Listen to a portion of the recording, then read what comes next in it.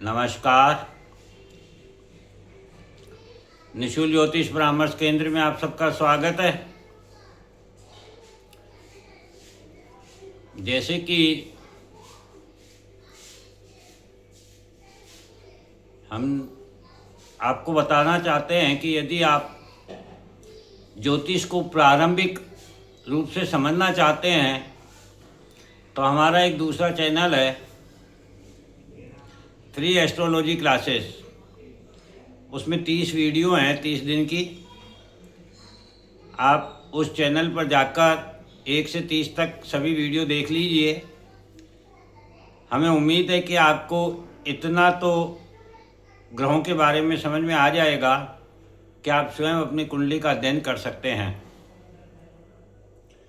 चलिए अब हम आज के विषय पर चलते हैं और आज हम सबसे पहले ये समझने का प्रयत्न करेंगे कि ग्रहों को जानने के लिए, ज्योतिष को जानने के लिए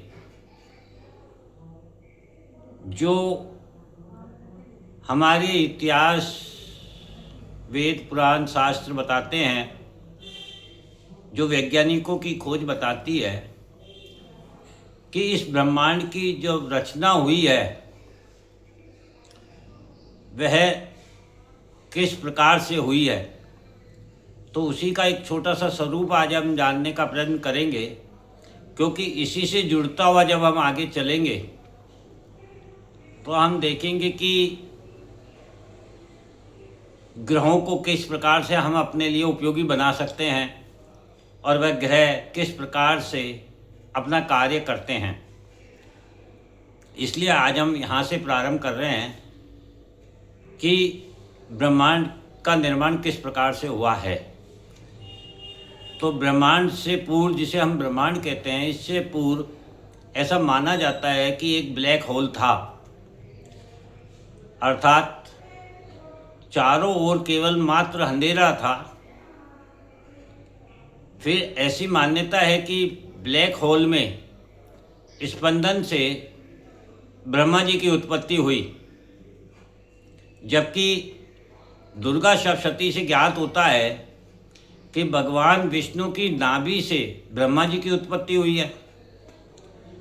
तो प्रश्न यह आता है कि पहले ब्रह्मा जी की उत्पत्ति हुई या विष्णु जी की, और फिर दोनों में बड़ा कौन है।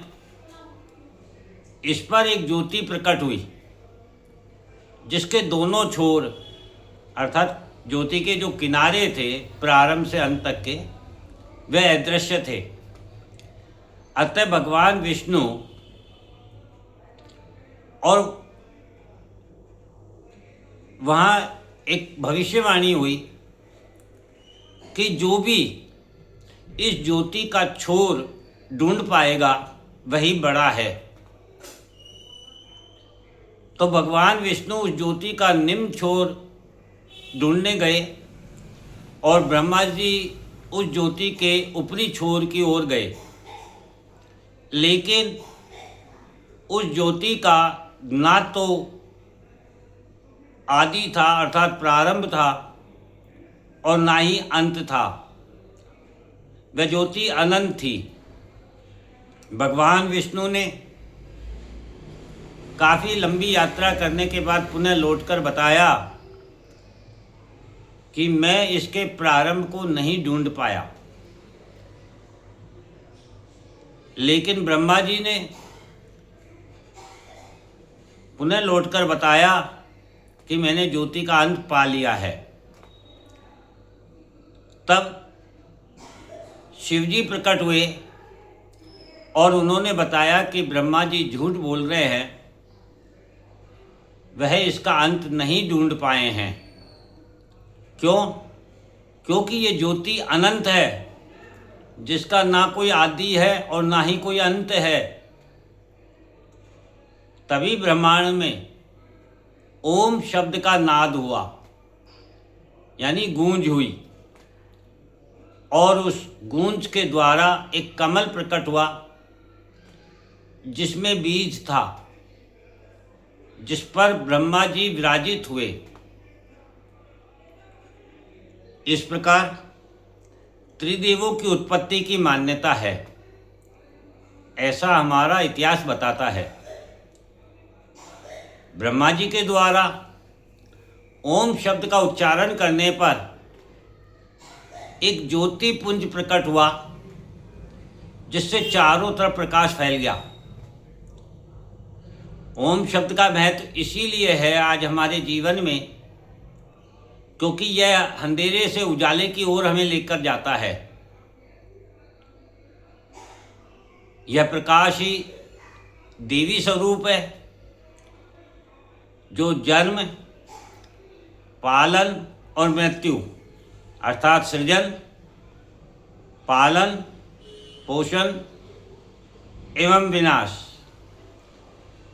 ये तीनों देवी स्वरूपा है। तभी शिव के द्वारा उस ज्योति पुंज के 3 भाग किए गए, जिनमें से एक भाग सूर्य है, जिसे हम आकाश कहते हैं। दूसरा भाग तरंगे हैं, जिसे हम वायु कहते हैं। और तीसरा भाग नीचे की ओर आया, जो समय के साथ अपनी उष्णता खोकर शीतल हुआ, जिसे हम पृथ्वी कहते हैं। इस प्रकार ब्रह्मांड की रचना हुई।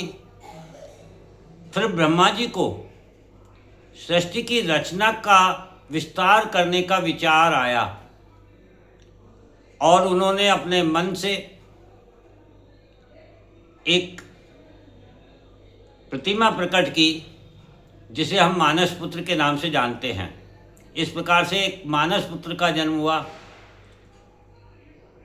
जन्म के साथ ही पालन का विचार आया, तो विष्णु जी को पालनकर्ता का कार्य प्राप्त हुआ। तब शिव जी ने कहा, मैं अनंत हूँ, अतः प्रत्येक सृजन का अंत आवश्यक है, क्योंकि अन्य कोई अनंत नहीं हो सकता। तो जिसका सृजन होगा उसका अंत आवश्यक है। इसीलिए शिव जी संहारक बने और इस प्रकार से त्रिदेवों को ये कार्य प्राप्त हुआ। ब्रह्मा जी को सृजन का, विष्णु जी को पालनकर्ता का और शिव जी को संहारक कर्ता का।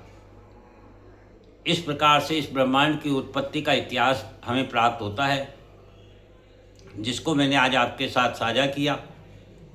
अब इसके आगे से कैसे इसको हम इतिहास से सीखेंगे, इस पर हम निरंतर चर्चा करके ग्रहों के प्रभाव को हम जानने का प्रयत्न करेंगे कि किस प्रकार से हमारे विद्वान ज्योतिषाचार्य योगीचार्यों ने अपने ध्यान और मनन से ब्रह्मांड को जाना, समझा और हमें इतना अच्छा ज्योतिष प्रदान किया, जिससे हम आने वाले समय को जान सकते हैं और स्वयं को सुरक्षित कर सकते हैं।